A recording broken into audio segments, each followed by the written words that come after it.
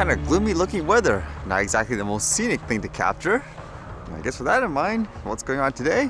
In terms of capturing, I don't know why people would do this. How about this one, where apparently somebody flew a drone in a concert and they tried to, I guess, swat it or destroy it? It says here, Mike Patton tries to destroy a drone during Mr. Bungle's Knotfest, Chili said. According to this, it says the singer took a long hiatus for a mental health break. And I guess with this drone flying, it says while Mr. Bungle was covering Slayer's Hell Awaits, a drone drifted a bit too close to Patton and company, coming near eye level with the frontman. Up for a duel, Patton beckons the drone closer and blows a taunting kiss before swinging his microphone like a mace. The drone narrowly escapes the blow and makes a swift exit into the skies above, to which Patton blows a final goodbye kiss. I don't know why you would think that's a good idea to fly your drone inside a concert like that, so close to the actual performer. And it says in recent times this isn't the only, I guess, incident. It says here, Patton isn't the only one fed up with drones. Guns N' Roses frontman Axl Rose recently asked fans to play with your toys somewhere else after the band's shows were being bootlegged by people flying drones. I would imagine there are no amount of regulations and so forth would stop people here, but although the interesting thing is in this article they're kind of saying they hope the person actually releases the footage, and it makes me wonder if you do end up releasing the footage in this case, wouldn't they know who exactly took it and all that? So it makes me wonder in that aspect what's the point of capturing it as well. But again, I don't think that's a good idea overall. Unless this was an elaborate publicity stunt or something like that. And this piece of news was everywhere today. Apparently, with that FTX scandal, that Bankman-Fried person was arrested. He was supposed to testify, I guess, in front of Congress or something like that. I guess for whatever reason, they decided to apprehend him and then potentially extradite him back to the US. This one says, FTX cryptocurrency exchange founder Sam Bankman-Fried arrested in Bahamas. Company filed for bankruptcy in November as traders rush to recover billions in investments. So I believe that's one of those security agreements that various countries have with one another, right? When there's like a criminal, for example, they say, we want this guy. And then when they capture them, they will, I guess, abide by to say, here you go. Although with that in mind, apparently he's going to fight it, which makes you wonder. This one says, Bankman-Fried's arrest in Bahamas sets up US extradition fight. At his press conference on charges against Bahamas-based FTX founder Sam Bankman-Fried, Manhattan US Attorney Damian Williams said the case shows you can commit fraud in shorts and t-shirts in the sun.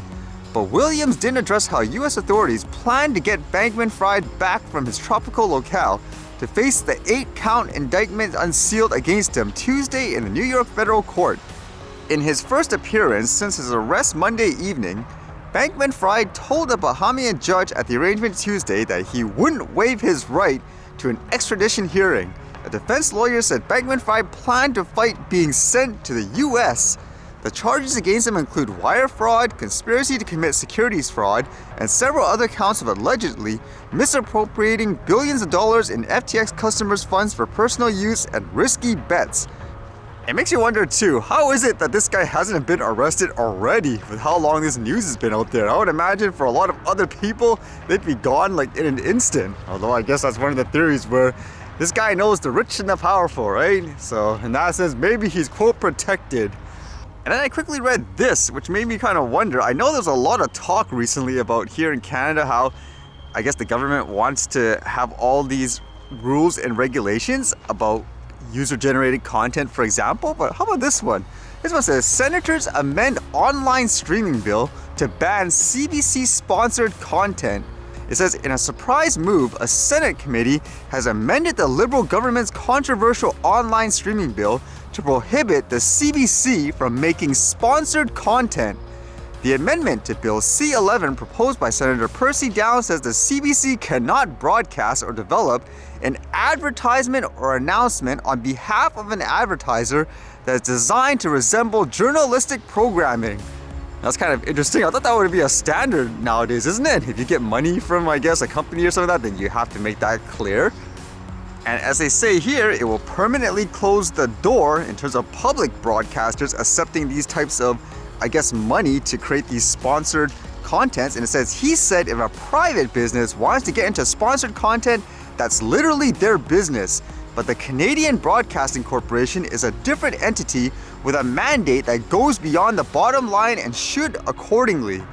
So it's kind of interesting. What would you think of this? Do you think that's good or bad?